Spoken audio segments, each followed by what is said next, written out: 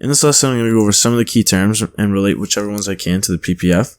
I'm not going to cover all the terms because some are easier to explain later in the course. Things like market failure and externalities are both related to supply and demand and essentially have their own sections, so it doesn't make much sense to go over them now.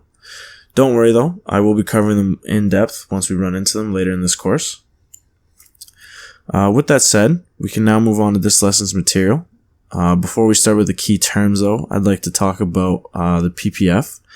Right here. This one right here is obviously from the last video. It's the student example. But I'd like to quickly talk about this. So this is a PPF for, let's say, the American government. And we're hypothetically saying that they only have two types of goods or outputs that they're interested in spending tax money on. So the military or homeless shelters. And unlike the student's PPF above, the opportunity cost between funding these two goods is constant. You can see that it's a straight line, so it's not curved. That means it's not changing. So the slope of this is 10 to 1. 1 military base to 10 homeless shelters. 10 to 9 to 8 goes from 0 to 10 to 20 and then to 30.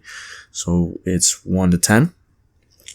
But other than that, other than the non-constant opportunity cost in the students and this PPF, there is no difference. They're both articulating the exact same concept and idea.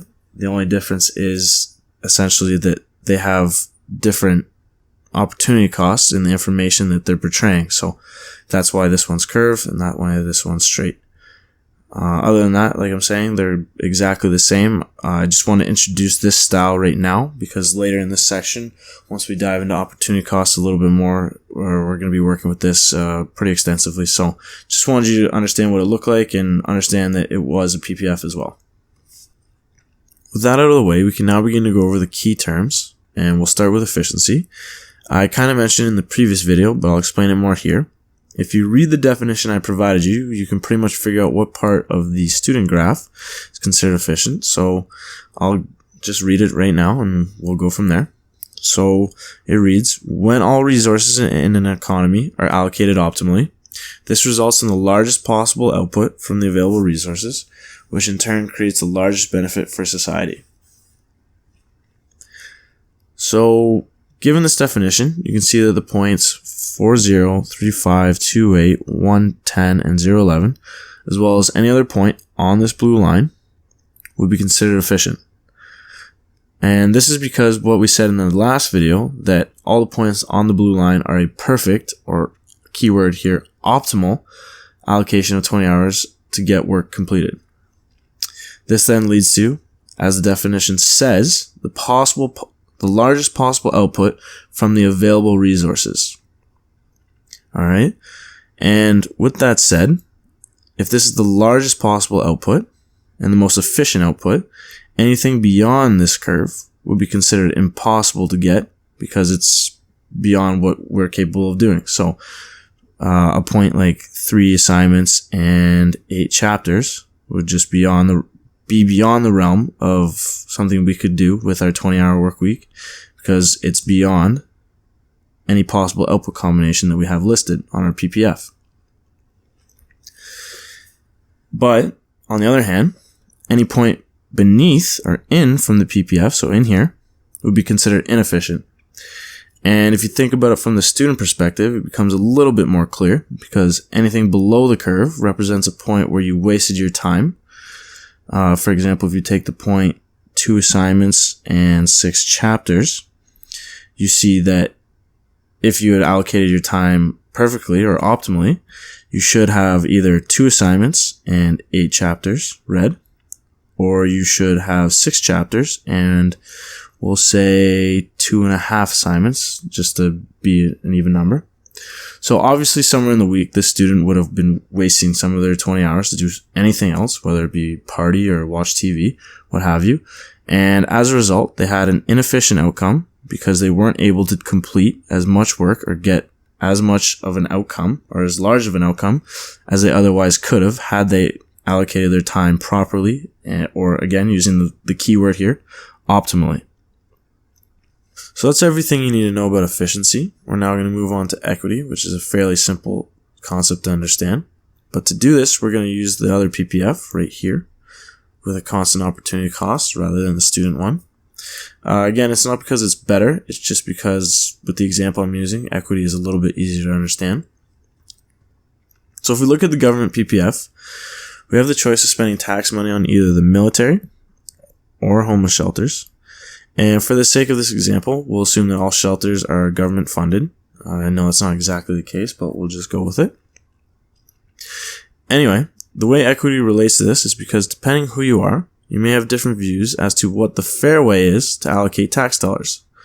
For example, if you're a Republican, you might think it's equitable to fund 9 military bases and 10 homeless shelters. And I'll draw that point on the line right here. Let's say that's right there. Okay. And they may reason for this because they may believe that a bigger and stronger army helps defend the entire nation, whereas a small percentage of the population will only use and benefit from homeless shelters, so therefore the money should go towards the military. Now, on the other hand, you could have a Democrat who believes the opposite, in that the tax money should be spent on funding 90 homeless shelters and only 1 military base. So again, I'll draw that point on here. I'm using both parties' colors to indicate which point is which.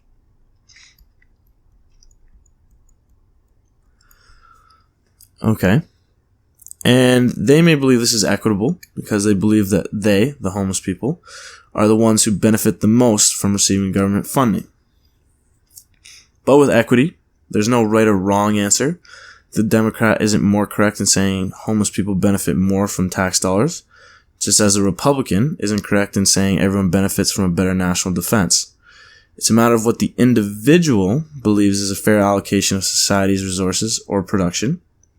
And to be fair, I'm just using kind of polar opposite views, but there could be any number of different people with different views on this exact same line.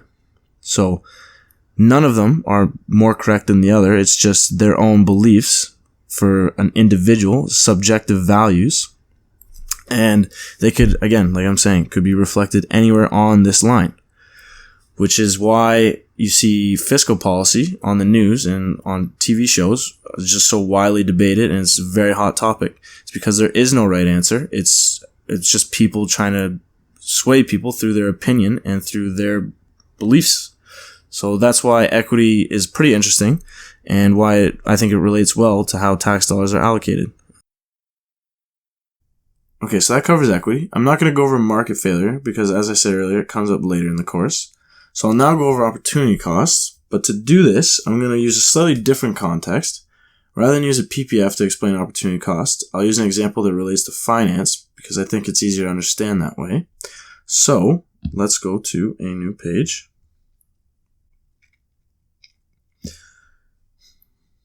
Alright, so let's say you're a business and you're looking to buy a new car for your CEO as part of his compensation package.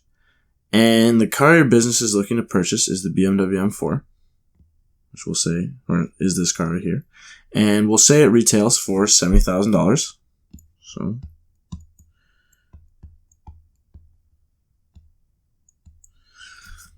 alright. Now at the same time, we'll say your business earns 10% interest annually on money they keep in the bank. So we'll put that down here. And so the $70,000 they're going to spend on the car would earn the company another $7,000 in interest. So $70,000 times 10% is another $7,000. Therefore, if the car was not part of the CEO's compensation, the business would have $77,000 in the bank. So by buying the car, your company gave up $7,000 they would have otherwise earned in interest. Or, in other words, the opportunity cost of buying the car was $7,000 in interest. Therefore, the total cost in economic terms, because remember, opportunity cost is considered a real cost in economics, the total cost of the car would be the $70,000 to purchase it, plus the $7,000 of interest you would have earned had you not bought the car. So I'll write that up here as the cost. So another $7,000 for a total of $77,000. Now, in theory, the car would actually cost more than that because over the course of its lifetime, you would have been earning compound interest on your $70,000. For example, in the second year, you would have made 10% of $77,000. But that's beyond the scope. And we'll just go down here and just, so hypothetically, if it went 2 years, it would be times another 10%. And that would be equal to, if you summed it, 84,700. But for simplicity, we'll just say it's the 1 year. But regardless, you should get the context of what we're trying to say here. But we'll relate it back to the PPF now. So if you understand this, the PPF should be really simple. We'll go back right now and check that out.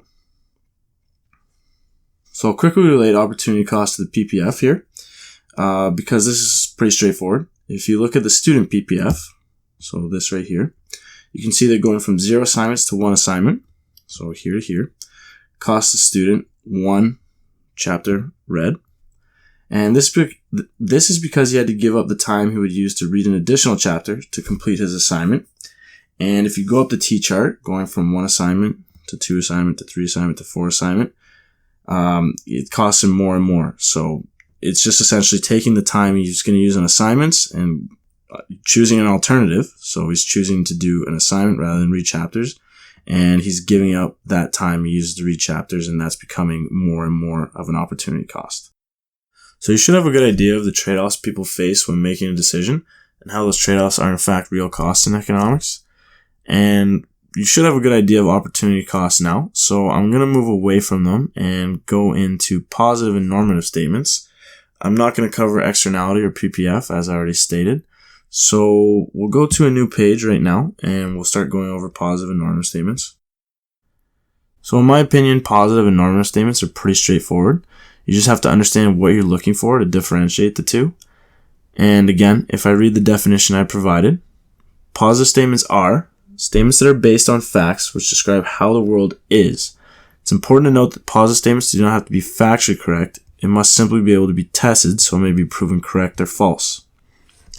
So given that, I've given you a couple examples, and as you can tell, or probably figure out for yourself, the first one is true, and the second one is false. But it's important to note that they're both still positive statements, even though one is true and one is false. And I'm going to go into each, but I'll start with the first. So the first makes a statement on how a relationship is. Again, the keyword here is between two variables. Another way to look at this is to say variable X, the money supply right there, has an effect on another variable, interest rates, and the effect X has on Y is, emphasis on the is the way the relationship works. So if you want to tell whether a statement is positive, ask yourself if the statement is stating a specific relationship between two variables. If it is, then you or some researcher can go back and look at historical data and establish whether the relationship actually does exist. So for example, if you wanted to prove the statement is right or wrong, you could go back and look at times when the government increased the money supply and then look at what happened to interest rates. I'm kind of simplifying a little bit here. You probably need to do a little, or you do need to do a little bit more than that, but the premise is still there. Now, if we look at the second statement, the exact same principles apply. First, check and see if it's stating a relationship between two variables. It is. It's saying that economic undergrads from Laurier reduce the national debt, ceteris paribus, so variable X has an effect on Y, and the effect is it reduces the national debt. And same as the first example, if you go back and look at historical data and run some statistics, pretty sure, I haven't checked myself, but I'm nearly 100% sure that this is in fact false. But the main takeaway for these two is that yes, this one's false, and yes, this one's true. The only thing that you care about for positive statements is whether it's stating a relationship between two variables and whether you can historically check. So that's it for positive statements. We're now going to move into normative statements, and they're pretty easy in terms of figuring out whether it's a normative statement. You just need to see, well, first off, I just check and see if there is a relationship between two variables. in both of these examples that I provided. You can clearly see that there's not. And you can also see it's just a matter of opinion. So more specifically, they're just saying how the world should be. And I think that's a key thing to remember, that normative statements say how the world should be. For example, Lori needs or should improve their course selection process. And in the second example, it just flat out says the word, so the government should pay for university and college tuitions. And that's pretty much all there is to normative statements. At the very least, you can check and see if you're unsure, see if there's a relationship, and if you can test it historically, because normative statements you can't check historically. And if it seems like they're saying something should be a certain way, it's pretty much safe to say that it is a normative statement. And one last thing here before I finish up is that even if you understand what both of these are, you still may have a hard time remembering what the name of each of them is. For example, you could know it's opinion-based, but you can't remember whether it's normative or positive. And the way I deal with this is a little riddle, which is negative norm always has an opinion. And that helps me remember what normative statements are, which allows me to know what positive statements are. And if I could just, explain it, is negative norm, and norm is for, obviously, normative statements, always has an opinion. And like I said earlier, we know normative statements are opinionated, and they're saying how something should be. So negative norm for normative always has an opinion. So that's it for this video. Coming up next, we're going to go into opportunity cost and the gains from trade.